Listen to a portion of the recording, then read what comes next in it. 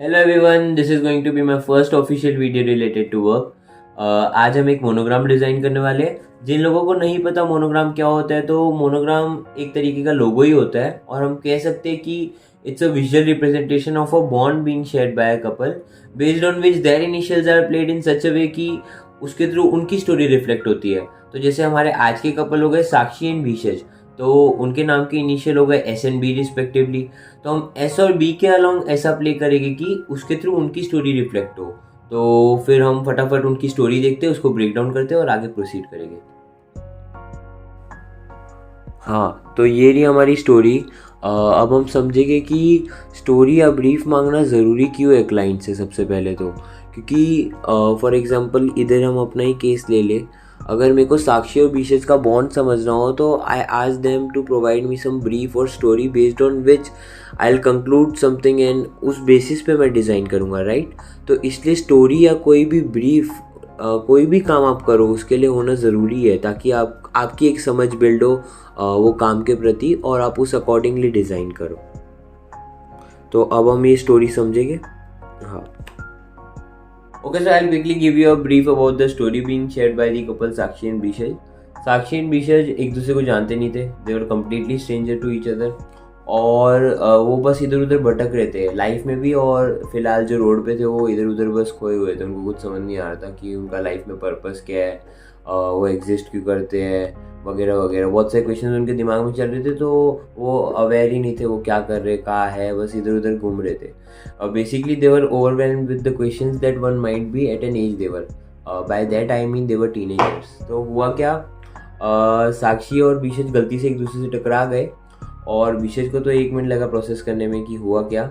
साक्षी के हाथ से कॉफ़ी बीशज के बुक पे गिर गई थी, और साक्षी ने जब ये नोटिस किया कि उसकी बुक ख़राब हो गई तो she was like I am really sorry, मैंने तुम्हारी बुक ख़राब कर दी या बुक स्पॉइल कर दी मैंने तुम्हारी। और Bishaj in return replied no no no, it's not your fault, actually I was the one who was lost in my own world, in my own thoughts. तो साक्षी रिप्लाई करती है, oh really, so was I. तो फिर बीशज stood up और उसने देखा कि साक्षी की कॉफ़ी गिर चुकी है। तो he was like since your coffee has been spilled, well I don't mind grabbing one if you'd like. तो he was indirectly asking Sakshi out. तो Sakshi smiled and she was like okay, why not. So they went for a date and they found each other similar on various aspects of life. And ever since then, they've been empowering, supporting each other in such a way कि whatever life threw at them, they were not afraid of it.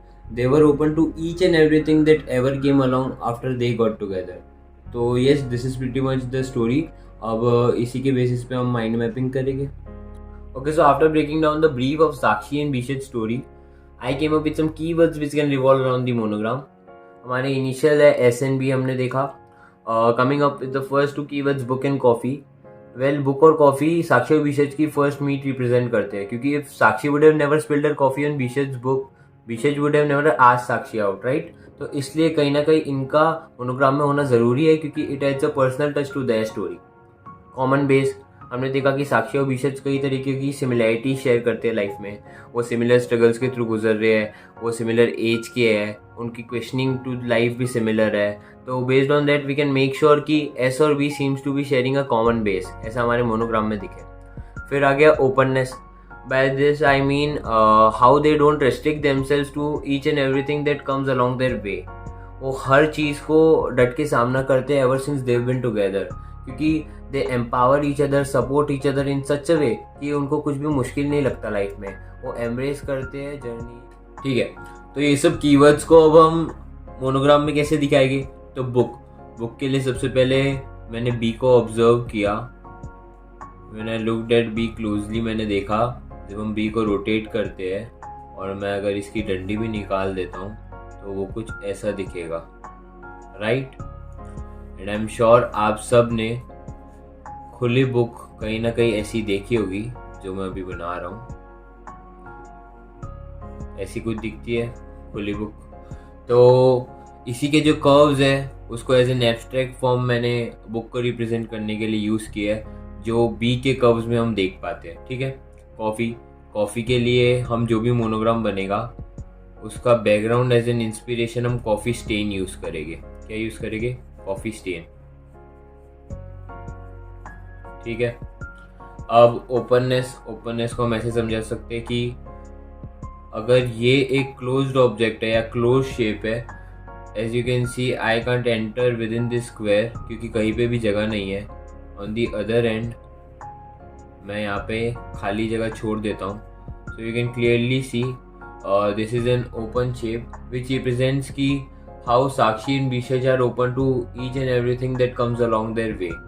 हमने story में देखा ही है वो, तो फिर हम make sure करेंगे कि हमारा जो भी मोनोग्राम बनेगा वो भी ओपन होगा और क्लोज्ड ऑब्जेक्ट नहीं होगा या क्लोज शेप नहीं होगा। ठीक है, स्ट्रॉन्ग टुगेदर, इसको हम एज अ कोहेसिव यूनिट दिखा सकते हैं। For those who don't know what a cohesive unit is, when something seems like a whole, उसको कोहेसिव यूनिट कहते हैं। और जब एस और बी के अलॉन्ग हम ऐसे प्ले करेंगे कि वो एक ही लगे, वो पूरा एक कॉमन आइडेंटिटी लगे, रेदर देन एस और बी अलग अलग दिखे, आप उसमें डिफ्रेंशिएट नहीं कर पाओगे। जो भी मोनोग्राम बनेगा वो एक ही लगेगा, एस और बी उसमें मर्ज हो गए ऐसा।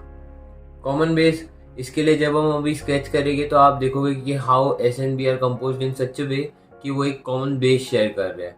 तो मैंने बहुत स्केच किया, उसके बाद इवेंचुअली जो मेरा मोनोग्राम बना था, फाइनल स्केच, वो कुछ ऐसा था।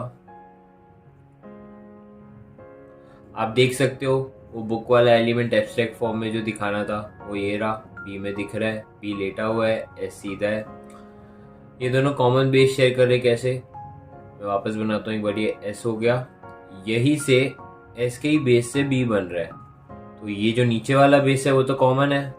सो दिस प्रीटी मच रिप्रेजेंट्स की how they share a common base, Sakshi and Bishaj. अब cohesive unit, well this seems to be like a cohesive unit.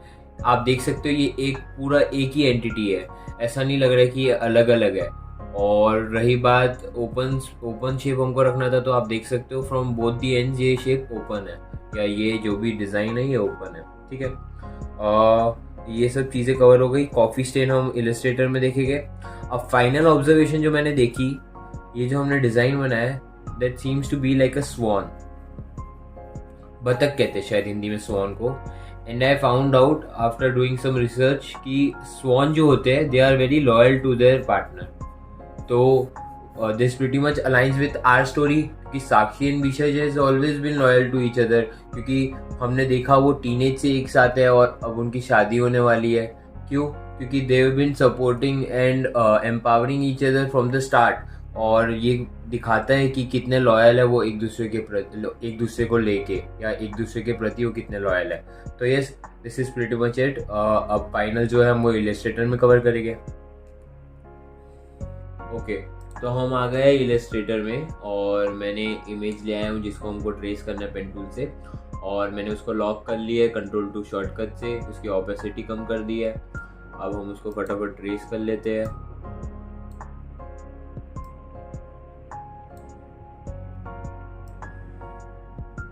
अभी हम एक बार ऐसे ही कवर कर लेते हैं, फिर बाद में हम उसको उसके अलॉन्ग बाद में एंकर पॉइंट्स के साथ एडजस्ट करके जैसे कर्व्स हमको चाहिए हम अटेन कर लेंगे।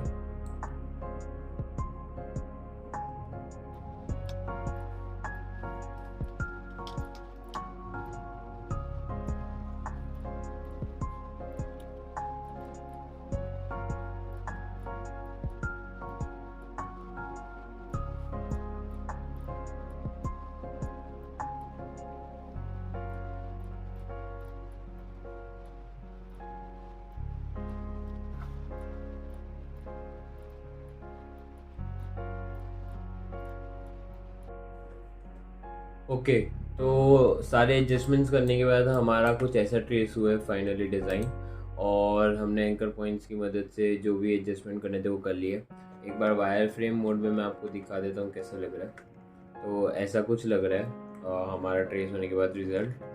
अब जो है हमको इसके विथ के अलॉन्ग प्ले करना था, तो we could have used with tool, पर इंस्टेड ऑफ दैट हमारा काम जो है स्ट्रोक की प्रोफाइल चेंज करने से ही हो गया। हमने स्ट्रोक की प्रोफाइल कुछ ऐसी रखी, और इसको जो है अब हम कॉफ़ी स्टेन के बैकग्राउंड लेके, और कॉफ़ी स्टेन का बैकग्राउंड लेके उसके ऊपर डाल देंगे। तो कॉफ़ी स्टेन का बैकग्राउंड मैंने लिया यहाँ से फ्री पिक से, कॉफ़ी स्टेन लिख के मैंने ये वाला बैकग्राउंड लिया। अब जो है इसका कलर चेंज कर देते हैं हम लोग। सॉरी, इसके स्ट्रोक का कलर चेंज कर देंगे हम। इसमें हम ड्रॉप शेडो डाल देते हैं।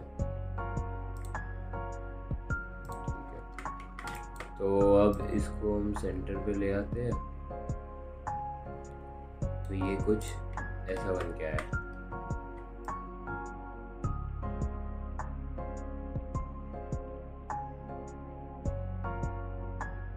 Okay, so we are done with this video. और मेरे को वीडियो बनाने में बहुत मज़ा आया। आई होप आप लोगों को भी वीडियो अच्छी लगे।